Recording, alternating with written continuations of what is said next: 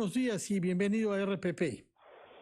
Buenos días, Fernando. Buenos días, Mónica. ¿Cómo están? Buenos días. Se nos ha hecho saber que en el curso de los próximos días habrá una reunión de su bancada con el primer ministro Guido Bellido, tal y como está programado ya con otras.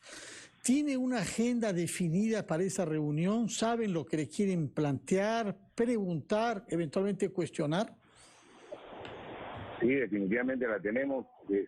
No la voy a hacer pública porque primero el efecto tiene que ser hecho a la persona a la cual la vamos a dirigir. Pero son cosas fundamentales, ¿no?, de lo que hemos estado declarando últimamente. Las características personales de los ministros que han sido nombrados, algunas son indeseables.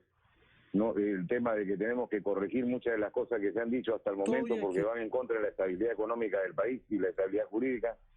El tema de carácter general que afectan a todos los peruanos y que en este momento no se han dado cuenta el efecto negativo que está produciendo en la población que tiene que trabajar todos los días para ganar su sustento. Sí. En el caso de la corrección de la cual usted habla, congresista Montoya, se refiere a corrección entre los miembros del gabinete, es decir, deben salir algunos miembros del gabinete antes de que se solicite la confianza en el Congreso de la República, o ustedes, digamos, aceptarían el gabinete que se ha presentado y que ha tenido en algunos casos situaciones que pueden ser cuestionables, pero que ustedes pasarían por alto. ¿De qué estamos hablando? ¿Cuáles son esos cuestionamientos a los que usted se refiere? De lo primero que ha dicho usted. O sea, hay ministros que son impresentables para estar en un gabinete. ¿Cómo cuáles? El ministro de Defensa, por ejemplo. El ministro de Defensa fue dado de baja de medida disciplinaria de una institución. Eso no puede ser un ministro. Hay cosas que tienen que ser corregidas. Hay otro ministro de Relaciones Exteriores y un guerrillero. No, el país no está en ese camino. Los peruanos no son comunistas. Entonces tenemos que ser claros. Primero, no somos un país comunista ni lo vamos a hacer. Y todo lo que vaya en contra o a favor del comunismo lo vamos a eliminar. Eso tiene que quedar claro para el presidente. Ayer dimos cuenta... Puede tener gobernabilidad mientras no entre en ese camino. Sí, anoche di cuenta de la renuncia de dos altos oficiales de la Fuerza Aérea. Uno de ellos había sido muy explícito en el sentido de estar en desacuerdo con lo que plantea el gobierno. ¿Usted nos podría transmitir si hay desazón de parte de las Fuerzas Armadas por la designación del actual ministro de Defensa? Sí, la hay, y muy fuerte. Yo creo que los comandantes generales y el jefe de comando conjunto, cuando sean nombrados, porque hasta la fecha no lo nombran, deben tomar una actitud un poco más proactiva con sus instituciones. Ellos son responsables de su institución.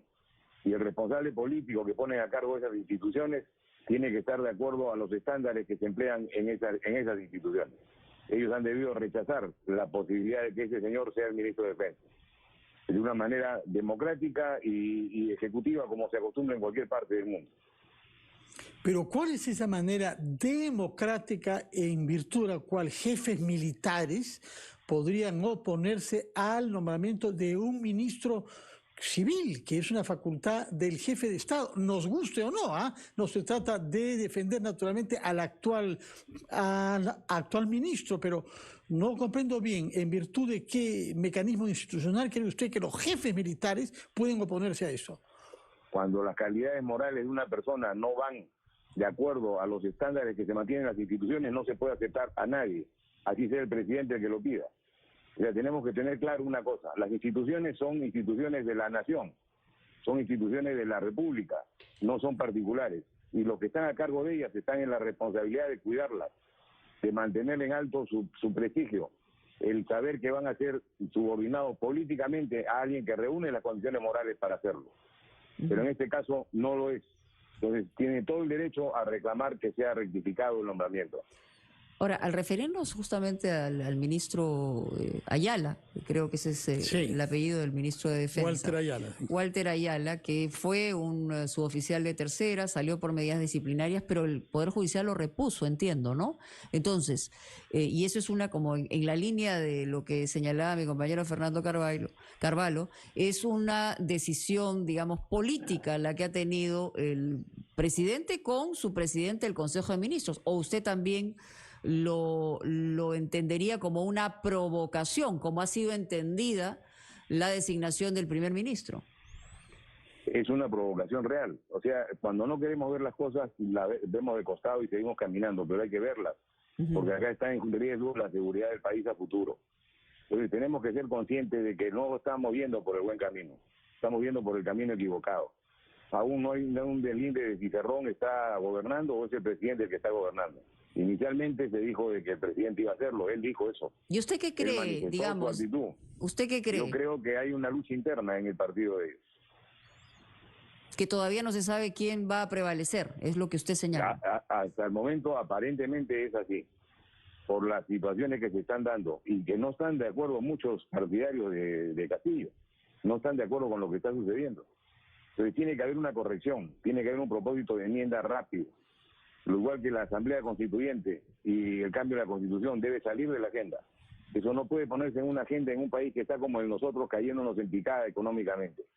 La gente, los primeros que sufren esto son los privados, los que tienen que trabajar para vivir todos los días y están viendo que su consumo se ha disminuido tremendamente.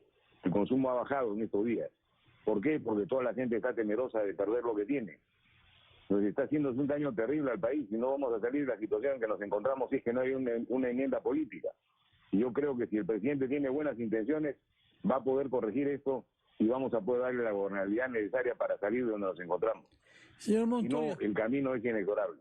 El camino es inexorable. ¿Cómo así? Explíquenos. A la vacancia final, no se logra solucionar los problemas. A la vacancia, ya. Pero para eso creo que se necesitan votos que no es seguro que ustedes tengan los que quisieran hacer esta vacancia, ¿no? ¿O sí? Y yo no quiero hacer la vacancia. No. Digo, eso sí, sería inevitable si no se corrige. Yo espero que se pueda corregir eso en las conversaciones que vamos a tener en esta semana. Pero ¿cree usted y que se logre un retroceso en este aspecto? ¿Cree usted que se contaría con el número de votos suficiente en el Congreso para hacer esa vacancia si es que la mayoría la juzgara necesaria?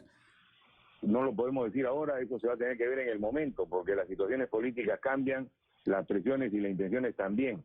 Eso tiene que verse 2 o 3 días antes de tomar una decisión, pero con mucha anticipación no tenemos ningún resultado que pueda ser válido. Ayer le pregunté al ex candidato presidencial Hernando de Soto si le daba tranquilidad la presencia de Pedro Franque, me dijo que no. ¿A usted le da tranquilidad la presencia, digamos, de alguien moderado dentro de este gabinete en la cartera de Economía? No con el que está actualmente. O sea, si Castillo hubiera tenido realmente la voluntad de hacer un buen gobierno, hubiera escogido a los mejores técnicos en cada área para ponerlos, independientes, de que no tenga militancia partidaria, que sea gente independiente, exitosa, que sepa dirigir, gerenciar. Y estoy seguro que el cambio hubiera sido radical en el país. Sí. Pero no lo escogió así. Pero ahora, es un gobierno de izquierda, ¿no? O sea, difícilmente podría escoger a, digamos, representantes de otra ideología, entiendo. Pero si somos demócratas, la ideología queda a un costado cuando se trata de hacer caminar al país. Acá estamos hablando de que todo esto es el Ejecutivo. El Ejecutivo da los lineamientos que hacen que la economía camine, que la gente pueda ser servida por el Estado, que pueda ser atendida. Tiene que preocuparse de que sea gente eficiente y que conozca sus temas, sean de izquierda o de derecha. Lo ideal sería que sean independientes para no tener ninguna vinculación ideológica, a eso me refiero con los independientes. Pero podrían ser de cualquier sector realmente. Hemos hablado hasta ahora, señor Montoya, sobre el presidente de la República, sobre la situación de algunos ministros como el de Defensa, y hemos hablado sobre el Congreso y las cartas que puede tener para su juego democrático. Pero no hemos hablado sobre el primer ministro y queríamos conocer su opinión sobre el papel que el señor Guido Bellido pueda jugar y el significado de su nombramiento. Y lo hacemos porque lo vimos el día viernes pasado saliendo de la ceremonia ecuménica evangélica en la que usted prestó algunas declaraciones en las que dijo que había podido conversar ya con el señor Bellido, creo que al término de esta ceremonia, y que consideraba usted que se habían exagerado que se había exagerado la interpretación de lo que dijo sobre Edith Lagos y Sendero Luminoso, y que ustedes no votarían un voto de desconfianza, una negativa de confianza si se presentara ante el Parlamento. Quisiera que después de unos instantes, para escuchar a los anunciantes, nos contesta si mantiene el tenor de lo que dijo el viernes, o quisiera usted matizarlo para explicarnos qué es lo que piensa usted sobre el señor primer ministro. Vamos entonces a oír a los anunciantes y regresamos en nuestra entrevista con el señor Jorge Montoya de Renovación Popular. Pregunta en relación a las declaraciones que hizo el viernes pasado sobre el flamante por entonces primer ministro Guido Bellido. Señor Montoya, ¿cuál es su opinión sobre el primer ministro llamado a jugar un rol decisivo, particularmente en las relaciones con las bancadas como la suya? Le explico, el actual primer ministro es congresista de la República también. Sí. Nos hemos visto en los pasillos del Congreso y nos hemos saludado. Ese día en la ceremonia religiosa se acercó a saludarme y a mencionarme de que era necesario tener un diálogo con la bancada para plantear ellos lo que tenían en mente con su plan de gobierno. Yo le dije que era conveniente hacerlo y que me parecía buena idea también, pero que había que delimitar el tema del comunismo. Comunismo no, terrorismo tampoco. Se lo dije de esa forma. Cuando salí a declarar, salí a declarar lo que... ¿Y qué le contestó? Sigo pensando lo mismo, que tenemos que dialogar. Sí. ¿Qué le contestó? No significa que sea una aceptación a que él continúe de primer ministro, porque existe en la seguridad nacional un tema importantísimo que es el tema de inteligencia, y el primer ministro tiene acceso a todas las informaciones. Entonces no puede estar manejando ese tipo de informaciones una persona que tiene cuestionamiento por terrorismo, por las denuncias que le han sido hechas. Entonces eso tiene que quedar claro, ¿no? Sí. Que eso no tiene nada que ver con el que no se pueda conversar. Se tiene que conversar porque la estructura del Estado está así y tenemos que conversar con los interlocutores que tenemos delante para solucionar los problemas. Por eso estamos en el Congreso. Por Si eso, no, pero la pregunta va un poco más allá, congresista Montoya, porque usted es siempre muy tajante en relación a su punto de vista y finalmente llamó la atención que utilizara un tono muchísimo menor en la crítica al señor primer ministro. Por eso es que se generan todas estas preguntas. ¿Usted verdaderamente cree que el señor Bellido, como dice, se opone a todo tipo de violencia después de haber, digamos, escuchado y dice que lo sacaron de contexto, aunque la entrevista, la verdad, parece que no tiene edición, porque lo que se ha visto con la periodista es cuando le sigue preguntando sobre el tema de este personaje como Edith Lagos, que las personas mayores como nosotros sabemos perfectamente qué significaba en Huancayo, en Huamanga, en el momento del furor de Abimael Guzmán, y posteriormente estar investigado por apología, ¿no? O sea, hay una situación compleja allí. Sí, yo me remito a los hechos, no especulo sobre estas cosas. Hay un tema legal que está en curso, que es la denuncia que se le ha hecho por este asunto, que tiene que ser atendida en el Ministerio Público y en el Poder Judicial. A eso me refiero con eso. No estoy calificando ni juzgando a nadie. Cada uno se juzga de acuerdo a su situación. Nosotros hemos dicho claramente, y yo lo he dicho en repetidas oportunidades, no al comunismo, no al terrorismo, no se negocia con ellos. Pero en este momento estamos en una situación de crisis política en el país, que hemos llegado a esta situación por no haber hecho las cosas que debimos hacer antes para solucionar y evitar llegar a este punto. ¿Qué cosa es lo que hubieran podido hacer antes, señor Montoya? ¿Qué necesitamos en este momento? Necesitamos tranquilidad para poder decidir de la manera más adecuada cuál es el mejor camino para el país. ¿A qué se refiere cuando dice por no haber hecho las cosas que hubiéramos debido hacer antes? ¿Cuáles son esas cosas que no se hicieron a tiempo? Las que ustedes me criticaron. Yo dije, llamemos a una auditoría internacional para ver cómo está el sistema electoral nuestro, qué fallas tiene, y luego llamemos a una segunda vuelta. En el momento que se podía hacer, cuando estábamos en el cronograma electoral, me lo criticó todo el mundo. Yo le dije, yo estoy viendo el futuro, estoy viendo que el escenario que se va a presentar a futuro va a ser un escenario complejo, muy complejo. Y estamos en ese escenario, ya pasamos la otra etapa. Hay que tomar previsiones en estas cosas con la cabeza fría, no con la cabeza caliente. Justamente con la cabeza fría, con la cabeza fría, ¿qué es lo que debe hacer el Congreso en este momento? Teniendo en cuenta que, por lo menos 5 de las 9 representaciones han señalado que debe salir el señor Bellido de la PCM, pero no es suficiente, más allá de la voz misma que pueda tener cada una de las representaciones del Congreso. O sea, ¿qué debe hacer el Congreso? Esa cabeza fría de la cual usted habla, que además, dicho sea de paso, o sea, la crítica o no crítica en medios de comunicación probablemente poco hubiera cambiado en una circunstancia determinada, pero lo cierto es que hoy el Congreso, digamos, está obligado a tener una respuesta importante. Sí, le voy a explicar, pero antes le voy a hacer un paréntesis. Yo tengo una denuncia por incitar a la sedición, por eso que declaré, para que tengan ustedes conocimiento. Sí, no, que conocemos que usted tiene una denuncia, sí. La declaración, ¿perdón?